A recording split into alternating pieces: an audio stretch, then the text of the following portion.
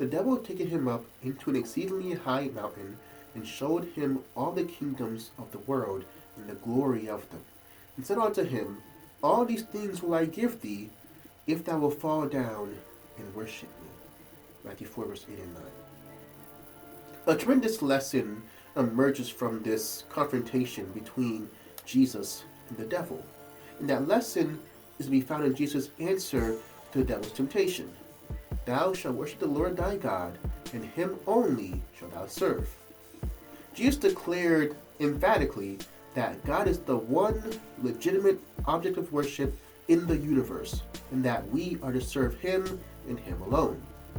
In giving this law from Sinai, God began the commandments with, Thou shalt have no other gods before me. He revealed himself to the Israelites as a jealous God who would not permit any of his creatures to worship any being or thing other than himself. And just a side note here, God isn't being egotistical or self-centered when he says this. Picture it like this. When you are getting married, what are you calling your spouse to do? To have no other romantic or sexual relationship aside from you. This is a call to commitment, a call to faithfulness, and a call to exclusivity. This is what God is saying with this commandment. He wants us to have an exclusive, committed, and faithful relationship with him and him alone.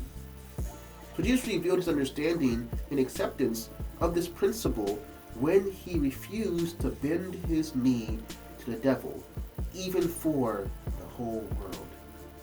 Many Christians have given their lives for this principle as well. In the early Christian centuries, the worship of the Roman Empire was a symbol of loyalty. The subjects were asked to recognize the sacredness of the empire by performing the acts of worship such as offering incense. This he could not do as a Christian, even though his refusal to do so might jeopardize his very life. The question in the modern world is not shall you worship God or the empire, or God or an idol, God or Baal.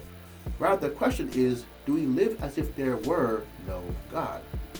Sitting on his high mountain and looking down on all the kingdoms of the world, modern man says, what do I need with God? I don't need to pray for health, I have medicine.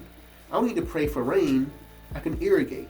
I don't need to pray for thy kingdom come, because I have one of my own. Jesus' answer to the devil, thou shalt worship the Lord thy God, and him only shalt thou serve, is as important in the concrete jungle as it was in the wilderness of Judea. And too often modern Christians give the same homage to materialism that Jesus refused to give. So again, do we live as if there were no God, or has something else taken that place? And as always, think on these things.